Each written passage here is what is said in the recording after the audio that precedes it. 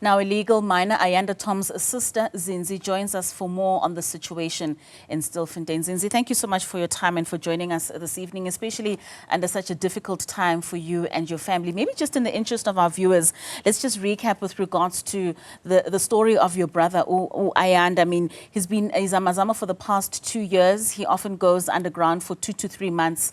And when he didn't resurface in the last 3 months, your family started being alarmed and, like any other family, wanted answers. Just take us through the highlights of your experience over the last 2 months.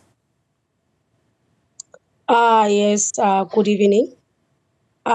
It's been a very difficult journey.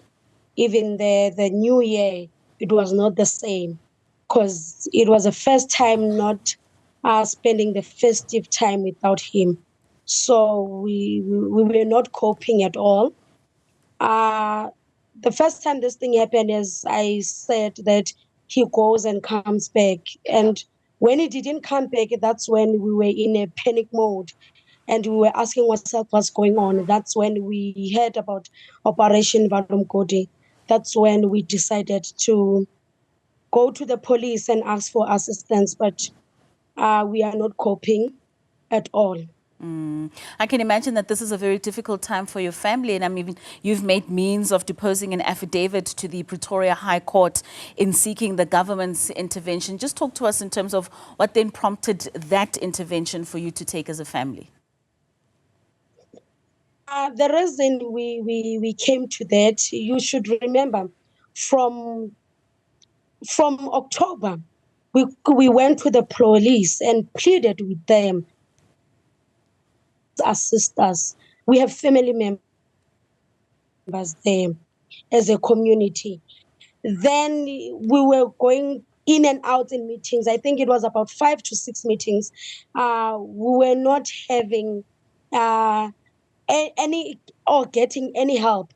That's when they told us that, no, you go to the community, ask for help, us we will just be there and observe. When we it in Margaret Shaft, that's when we knew, and I found out that my brother is in Stilfontein, and there is no way that they can go in Margaret Shaft.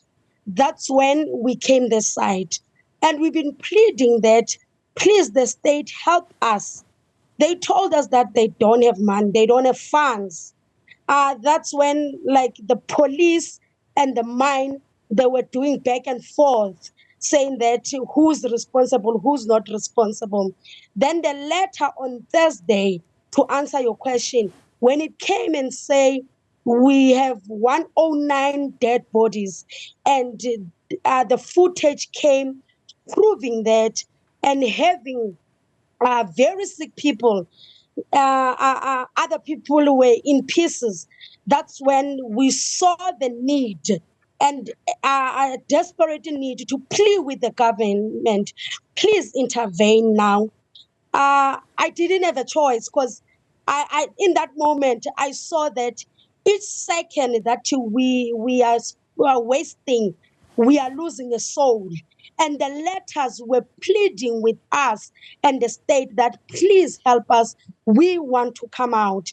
And I didn't have a choice but to take the action that I did, to submit the affidavit pleading with the state. And I think it really did help, because the state then intervened. And on Saturday, that's when the rescue mining team really came. And today we managed to retrieve 26 alive people and 9 deceased. Speaking of those numbers, I mean, we saw those rescue operations really starting off today. And of course, 26 people have been retrieved and 9 of those bodies. What's your feeling now that the operation has begun?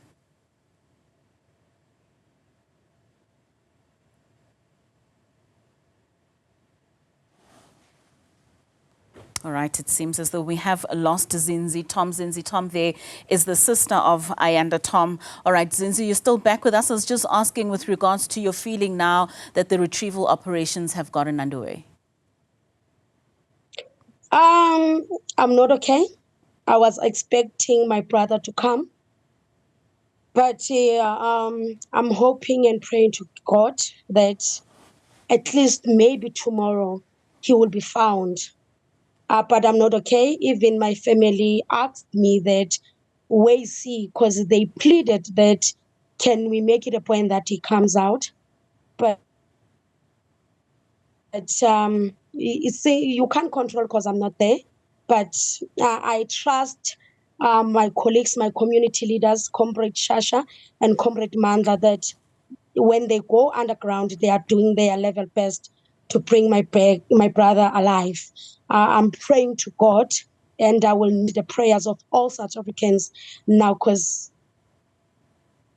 good state. Many have argued that the status of the miners that are underground is that of illegality. They are zamazamas, and that it shouldn't necessarily be the expense and the responsibility of government to retrieving them. What's your take on Stilfontein, which is the mine itself, and just some of those thoughts that South Africans have expressed with regards to really who needs to be responsible for having the miners be brought to surface? We grew up in our homes kwisizwe sintsundu kuthiwa umntu ngumntu ngabantu, irregardless what nationality you are. So if just because they are stating that they are criminals, they are immigrants, should we leave them there dead? The state, I think when we are here, it's responsible for everyone that is inside the country. So I think, and pleading to the government, that bangajonga abantu ngaloo ndlela, masikhumbuleni uba emakhaya sifundiswe umntu ngumntu ngabantu, and asisoze sishiye amathambo abantwana babantu besivalelekile emgodini. And do you have hope that your brother will resurface alive in this time?